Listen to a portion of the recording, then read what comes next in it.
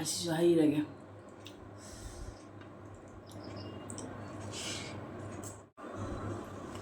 ꯃꯌꯥꯝ ꯑꯩꯒꯤ ꯄꯨꯈꯝꯁꯦ ꯑꯍꯥꯟꯕꯗ ꯐꯖꯕ꯭ꯔꯥꯅ ꯃꯌꯥꯝ ꯌꯦꯡꯉꯨꯁꯦ ꯀꯔꯤ ꯄꯨꯈꯝꯅꯣ ꯍꯥꯏꯕꯗꯣ ꯃꯌꯥꯝ ꯀꯣꯃꯦꯟ ꯑꯗꯨꯝ ꯍꯥꯏꯔꯛꯑꯣꯕꯀꯣ ꯀꯩ ꯖꯄꯥꯟꯗꯒꯤ ꯄꯨꯔꯛꯄ ꯄꯨꯈꯝꯅꯤ ꯑꯗꯣ ꯃꯌꯥꯝꯁꯦ ꯑꯁꯤꯅ ꯑꯩꯒꯤ ꯏꯁꯥꯅ ꯊꯥꯖꯕ ꯎ ꯃꯣꯔꯣꯛ ꯑꯗꯣ ꯑꯩꯈꯣꯏ ꯆꯨꯝꯅ ꯄꯥꯟꯕꯅꯦꯕꯀꯣ ꯑꯗꯣ ꯎꯊꯉꯥꯒ ꯃꯣꯔꯣꯛꯀ ꯃꯦꯠꯂꯒꯦ ꯏꯁꯥꯒꯤ ꯌꯨꯝꯗ ꯄꯥꯟꯕ ꯀꯥꯏꯗ ꯅꯨꯡꯗꯤ ꯅꯨꯡꯉꯥꯏꯕꯖꯥꯠꯅꯤꯀꯣ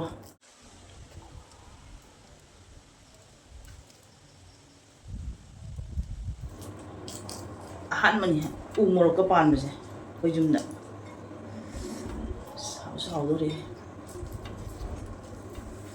ꯇꯨꯉꯥꯒ ꯎ ꯃꯣꯔꯣꯛꯀ ꯃꯦꯠꯂꯦ ꯑꯗꯣ ꯃꯌꯥꯝꯁꯤꯅ ꯀꯩꯅꯣꯅꯦꯕ ꯔꯧꯒꯤ ꯃꯀꯣꯛ ꯍꯋꯥꯏꯒ ꯑꯃ ꯊꯣꯡꯉꯦ ꯑꯁꯤꯅ ꯉꯥ ꯑꯇꯥꯎꯕ ꯑꯃ ꯊꯣꯡꯉꯦ ꯈꯥꯃꯦꯟꯒꯗ ꯊꯣꯡꯉꯦꯀꯣ ꯑꯗꯣ ꯁꯤꯒ ꯕꯣꯔꯥ ꯈꯔ ꯂꯩꯔꯦ ꯑꯗꯣ ꯃꯌꯥꯝ ꯆꯥꯕ ꯍꯧꯔꯒꯦ ꯉꯁꯤ ꯑꯩꯈꯣꯏ ꯏꯃꯥꯟꯅꯕꯤꯗꯣ ꯆꯥꯛ ꯆꯥꯃꯤꯟꯅꯁꯤ ꯍꯥꯏꯕꯅꯦꯕꯀꯣ ꯑꯗꯣ ꯃꯥ ꯃꯊꯧ ꯑꯃ ꯆꯠꯈ꯭ꯔꯦ ꯑꯗꯨꯅ ꯆꯥꯕ ꯌꯥꯎꯗ꯭ꯔꯦ ꯑꯩ ꯑꯣꯏꯅ ꯆꯥꯔꯒꯦ ꯑꯗꯣ ꯃꯌꯥꯝ ꯍꯋꯥꯏ ꯑꯣꯏꯅ ꯑꯍꯥꯟꯕꯁꯦ ꯃꯀꯣꯛ ꯃꯔꯨꯒ ꯍꯋꯥꯏꯒ ꯊꯣꯡꯖꯥꯟ ꯆꯥꯏ ꯍꯥꯎꯗꯤ ꯍꯥꯎꯅꯤ ꯑꯗꯣ ꯃꯌꯥꯝ ꯑꯍꯥꯟꯕꯒꯤ ꯆꯥꯛꯈꯨꯝ ꯍꯋꯥꯏ ꯍꯥꯟꯅ ꯍꯧꯔꯒꯦ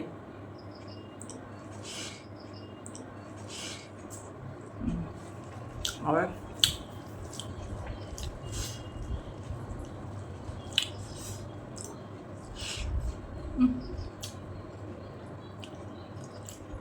ꯎ ꯃꯣꯔꯣꯛꯁꯦ ꯁꯥꯔꯝꯃꯦ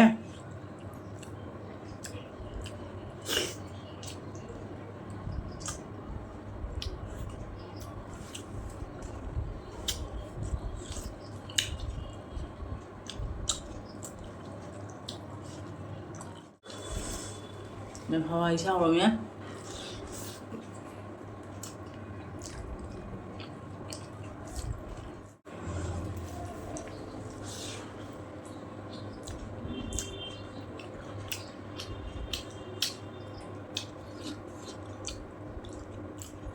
ꯎ ꯃꯣꯔꯣꯛꯁꯦ ꯁꯥꯔꯝꯃꯦ ꯃꯊꯛꯀꯤ ꯑꯩꯈꯣꯏꯒꯤ ꯃꯩ ꯍꯧꯕ ꯃꯐꯝꯗ ꯄꯥꯟꯕꯅꯤꯅ ꯎ ꯃꯣꯔꯣꯛꯁꯤꯡꯁꯦ ꯄꯨꯡꯃꯣꯛ ꯁꯥꯏ ꯑꯁꯤꯁꯨ ꯍꯩꯔꯒꯦ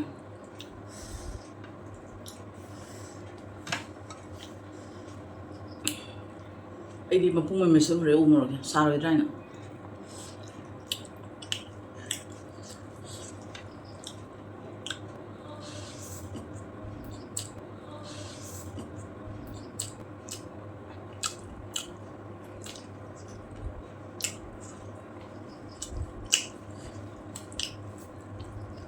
ꯈꯥꯃꯦꯟ ꯃꯄꯨꯝ ꯑꯣꯏꯅ ꯊꯥꯛꯏꯅꯦ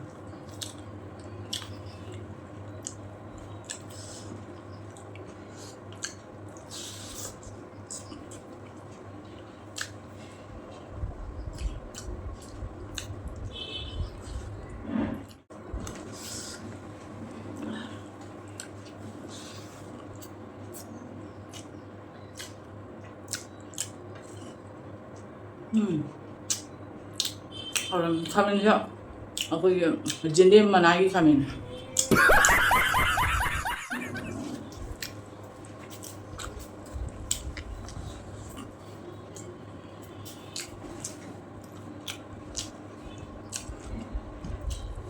ꯍꯥꯎꯔꯝꯃꯦ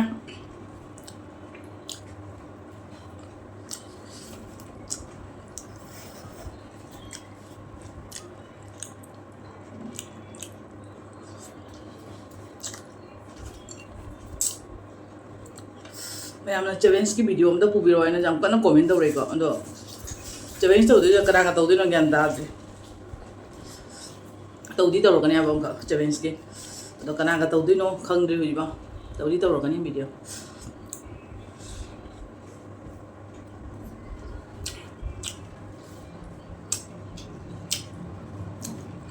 ꯑꯩꯈꯣꯏ ꯃꯥꯒ ꯇꯧꯔꯤꯁꯤꯅ ꯈꯪꯗꯦ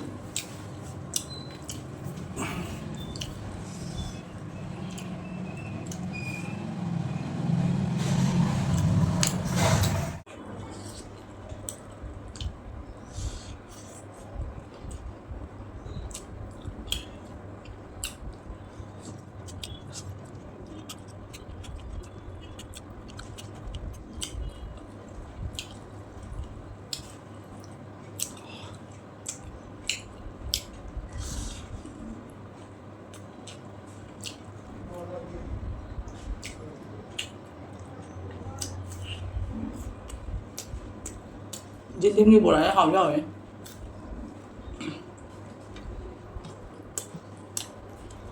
Ê, tôi đi phần ở bên ngoài.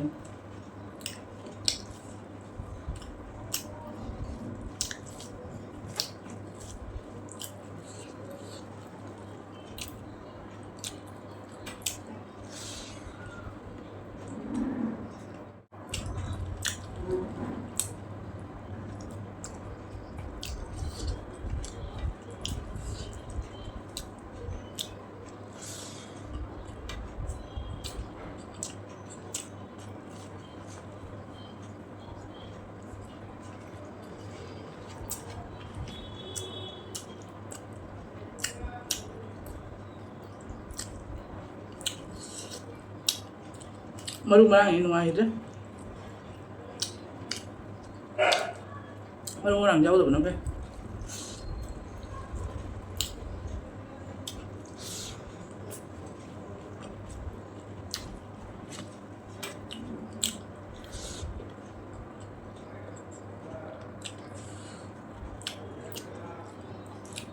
Mau saya.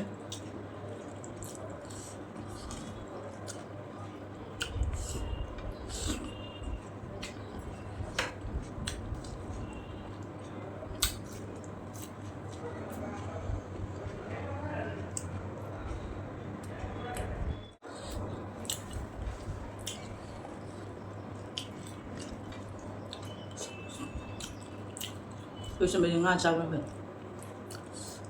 Chắc chắn người ta này cả mới làm giúp. Ngoài ra học đâu làm được cái gì nhỉ?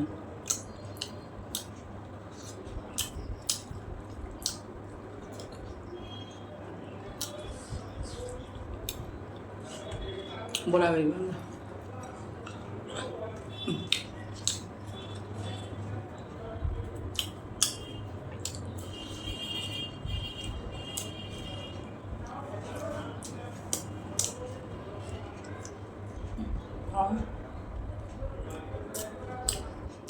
Nga mà cũng có người chụp làm đấy.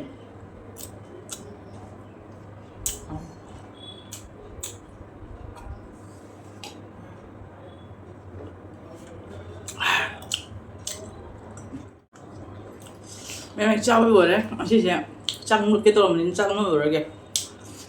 Đó, ấy cái bụng không làm đi ngoài chắc chắn vậy. Nó mà xin thầm mà cái mẹ mà thằng cái video rồi đi, càng mà tầm giờ rồi đi này khi xí rồi nó cuốn nó vào cái này, nó mà xin thầm mà cái